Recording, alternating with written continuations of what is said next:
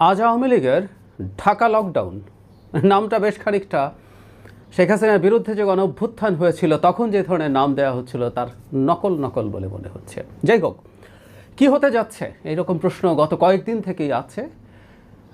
এটার একটু আলোচনা করা দরকার।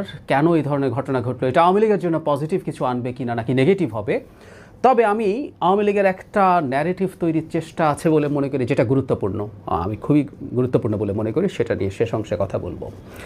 এই প্রোগ্রামটাকে, তাদের যে এই ঘটনাটা ঘটতে যাচ্ছে 13 তারিখ, কেন 13 তারিখ হচ্ছে আজ আইসিটিতে শেখ হাসিনার বিরুদ্ধে মামলার রায় কবে ঘোষণা করা হবে সেটা জানানো হবে। ফলে এই দিনটাকে তারা টার্গেট করেছেন যতটা সম্ভব ডিসরাপ্ট করার। এর আগের 2-3 দিন থেকেই গাড়িতে আগুন দেওয়া হয়েছে, কিছু গাড়িতে ককটেল বিস্ফোরণ করা হয়েছে, গ্রামীণ টার্গেটেড হয়েছে, গ্রামীণের কার্যালয়ের সামনে এবং কোনো একটা জেলার গ্রামীণ কার্যালয়ে অগ্নিসংযোগ করা হয়েছে। এগুলো আমরা দেখতে পাচ্ছি। আর যেটা হচ্ছে সেটা হলো প্রচুর ডিসইনফরমেশন। বিভিন্ন সময়ের অন্যান্য সব কর্মসূচির ছবি নিয়ে আওয়ামী লীগের নামে চালিয়ে দেওয়া হচ্ছে। অনেকে এটা দিয়ে মিসগাইডেড হতে পারেন, ওরে বাবা আওয়ামী লীগের এত লোকজন রাস্তায় মিছিল করছে। উত্তর হচ্ছে এরকম কিছু না, কিন্তু এটা তারা প্রকাশ্যে করছে না। আওয়ামী লীগের মধ্য পর্যায়ের নেতা, অ্যাক্টিভিস্টরা প্রকাশ্যে এই ধরনের হাঙ্গামা হুজ্জতি, মানে শুধু আন্দোলন না, এই আগুন লাগিয়ে দাও, জ্বালিয়ে দাও টাইপের আহ্বান জানাচ্ছেন। এটা খুব ক্লিয়ার। শেখ হাসিনা কথা বলেছেন এটা নিয়ে। ফলে কিছু কিছু ঘটনা ঘটলো। এখন এর আগেও আমি যখন টকশোতে গেছি তখন এই ঘটনাগুলো প্রসঙ্গে জানানো হচ্ছিল, জিজ্ঞেস করা হচ্ছিল যে কী হয়, কী দেখব। আমি মনে করি না আসলে এগুলো কিছু হবে। তখনও বলেছি, আমি আজও বলি তেমন কিছু হবে না। আমি ভিডিওটা যখন রেকর্ড করছি তারও পরে আরও ঘটনা ঘটতে পারে, আরও কিছু আগুন লাগানো হতে পারে এবং খুবই মর্মান্তিক। একজন চালক পুড়ে মারা গেছেন। এই ধরনের কর্মকাণ্ড তারা করতেই পারে। মানে একটা সরকার সর্বোচ্চ সতর্ক থাকার পরও এটা অসম্ভব না কোনোভাবেই যে কিছু লোকজনকে টাকা দিয়ে গভীর রাতে, ভোর রাতে একটা বাসে আগুন লাগিয়ে দেওয়া, কিছু ককটেল একটা ফাটিয়ে চলে যাওয়া, এগুলো খুব অসম্ভব ব্যাপার না। এগুলো করা যায়। আওয়ামী লীগের কাছে টাকা আছে এবং টাকা দিয়ে তারা এই কাজটা করাতে পারবে। কিন্তু মানে আমরা প্রায় শুনতাম না, আওয়ামী লীগ বিরোধী দলে গেলে সে দেখিয়ে দিতে পারে ইত্যাদি ইত্যাদি, খুব শুনতাম। কি করছে আসলে? ওদের হ্যাডাম নেই, আসলে নেই।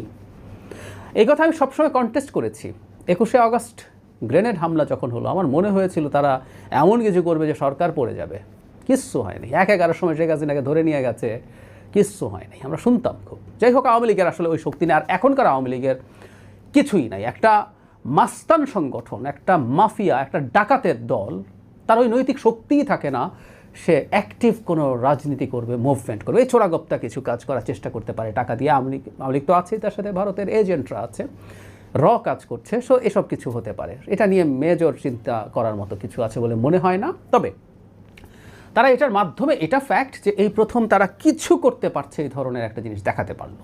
আগুন লাগানো হোক, বোমা ফাটানো হোক, তাতে যেটা হয় আওয়ামী লীগের দেশে যারা আছে তাদের কাছে মনে হবে আওয়ামী লীগ বেঁচে আছে। এই একটা বোধ তাদের কাছে যাওয়ার সম্ভাবনা আছে। এবং সরকারও আমার মনে হয় প্রকাশ্যভাবে অনেক বেশি প্রতিক্রিয়া দেখিয়েছে। সরকারের উচিত ছিল ভেতরে স্টেপ নেওয়া, বাইরে অল্প ব্যাপার, যে আমরা সব সময়ের মতো আমাদের নিরাপত্তার ব্যাপারে সতর্ক আছি, কিন্তু আওয়ামী লীগের জন্য এইটা করছি, ওটা করছি, সেটা করছি, এই যে নানান কিছু করছি, নানান পদক্ষেপ নিচ্ছি বলে মানুষকে আশ্বস্ত করার চেষ্টা হচ্ছে। এর মাধ্যমে রাদার আওয়ামী লীগের এটাকে ট্র্যাকশন দেওয়া হয়েছে, গুরুত্ব দেওয়া হয়েছে। এটা প্রয়োজন ছিল বলে আমি মনে করি না। আওয়ামী লীগ যে পথে যাচ্ছে, আমি সেইটা নিয়েও কথা বলবো। এটা একেবারেই ভুল পথ। এর মাধ্যমে আসলে কোনো লাভ কিছু তাদের হবে না। কিন্তু তারা যেটা অর্জন করতে চাইছে সেটা হয়তো খানিকটা পারবে, যে তারা বেঁচে আছে। এবং এই যে আওয়ামী লীগ আলোচনা হচ্ছে, আওয়ামী লীগ হুজ্জতি করছে, আওয়ামী লীগ নৃশংসতা করছে, আওয়ামী লীগ হটকারিতা করছে, এগুলো আলোচনার মধ্যে আছে সারা দেশে। এখন এটা আলোচনা, পত্রিকার নিউজ হচ্ছে। এটা তাদের লাভ এক অর্থে। তাদের যেসব লোকজন দেশে আছে তারা কেউ এটা পছন্দই হয়তো করবে। যদিও এটা রিয়াকশান হচ্ছে আমাদের জনগণ।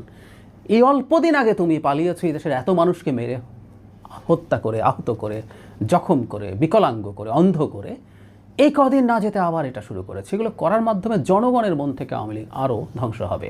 যদিও আওয়ামী লীগ জনগণের কাছে পৌঁছতে চায় বলে আমার মনে হয় না। সে তার কর্মী সমর্থককে উজ্জীবিত করতে চায় এবং আওয়ামী লীগের কর্মী সমর্থকরা এগুলো খাচ্ছে হয়তো। যেটা বলছিলাম, তাদের একটা আন্তর্জাতিকভাবে একটা জিনিসের তারা ন্যারেটিভ তৈরি করার চেষ্টা করতে পারে এই ঘটনাগুলো ঘটানোর মাধ্যমে। সেটা হচ্ছে এই আওয়ামী লীগকে নিষিদ্ধ করে রাখার কারণেই আওয়ামী লীগ এখন এই ধরনের জঙ্গি, এই ধরনের নাশকতা, এই ধরনের নৃশংসতার পথে যাচ্ছে। সুতরাং আওয়ামী লীগকে যদি রাজনীতি করার অধিকার দেয়া হতো, তাহলে আওয়ামী লীগ এগুলো করতো না। এই ন্যারেটিভটা কেউ কেউ তৈরি করতে পারেন বলে আমার মনে হচ্ছে। আমরা খেয়াল করেছি জাতিসংঘের রিপোর্টে পর্যন্ত আওয়ামী লীগ নিষিদ্ধ করার বিরুদ্ধে কথা ছিল, যদিও তারা শেখ হাসিনাকে খুবই স্ট্রংলি কন্ডেম করেছে যাবতীয় কিছুর জন্য।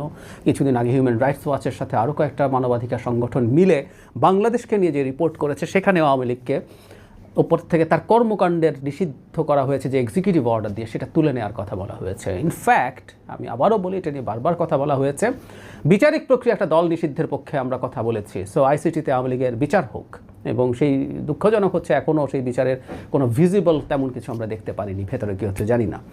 কিন্তু তার কর্মসূচি যে নিষিদ্ধ করা হয়েছে, যে কারণে সে এবার নির্বাচনে পার্টিসিপেট করতে পারছে না, সেটা কিন্তু এক্সিকিউটিভ অর্ডারে সন্ত্রাস দমন আইন 2009 যেটা, সেটার মাধ্যমে করা হয়েছে। ফলে এই অভিযোগটা তো থাকলোই, একটা দলকে তার আত্মপক্ষ সমর্থন ছাড়া এই কাজটা করা হয়েছে। ফলে এই চাপটা আছে। এখন তারা এটাকে সেল করার চেষ্টা করবে, এবং সরকারের উপরে সম্ভবত ইন্টারন্যাশনাল যারা চাপ দিতে চায়, তারা এভাবে চাপ দেবে যে তোমরা ওকে পলিটিক্স করতে দিচ্ছ না বললে সে এইসব সন্ত্রাসী কর্মকাণ্ডে যুক্ত হচ্ছে। এই ধরনের আলাপ কিন্তু করতে পারে, আসতে পারে।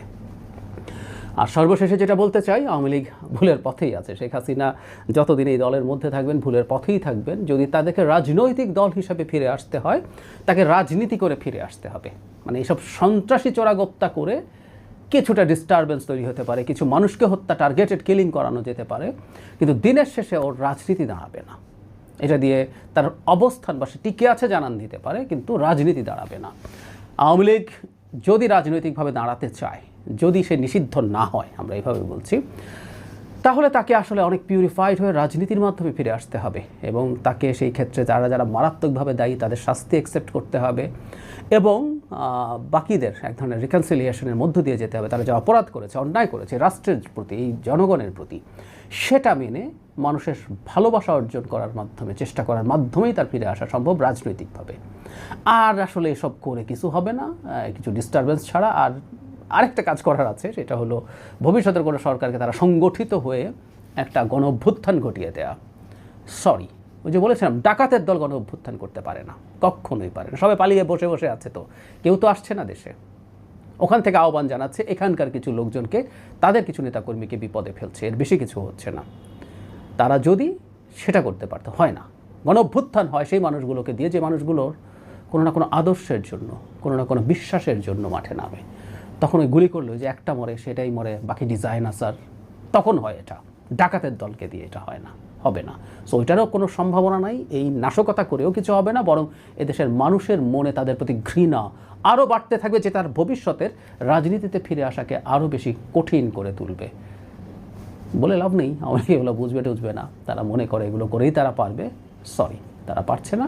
তো খুব বেশি টেনশন করার কিছু নেই। তবে সরকারের উচিত হবে, বা আমাদের ভবিষ্যতে যারা আসবেন, যে আন্তর্জাতিকভাবে এই চাপটা আসবে যে ওকে নির্বাচন করতে দাও, নির্বাচন না হলে অন্তত রাজনীতি করতে দাও, না হলে এই সহিংসতা বা নাশকতা বাড়তে থাকবে। এই যুক্তিটাই সম্ভবত সামনে প্রধান হয়ে দাঁড়াবে। আরেকটা ব্যাপার একটু যোগ করে রাখা দরকার, যে আওয়ামী লীগ যখন নানান রকম কর্মসূচির ডাক দিচ্ছে, তখন এই আওয়ামী লীগের নামে আরও কেউ মাঠে নেমে পড়ছে কিনা সেটা খেয়াল রাখা দরকার আছে।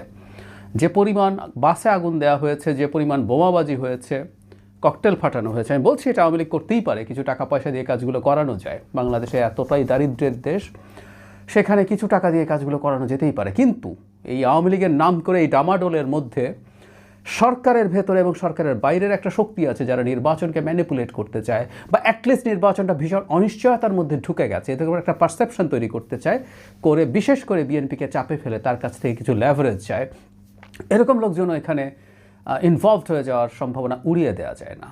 আমি জানি না সরকারের মধ্যের কেউই যদি এর মধ্যে ইনভলভড হয়, তার বাইরে অন্তত সরকারের যে অংশটা সদিচ্ছা আছে, আমরা এখন পর্যন্ত প্রধান উপদেষ্টার অ্যাটিটিউডে মনে করি যে তিনি নির্বাচনের ব্যাপারে কঠোর আছেন, শক্ত আছেন।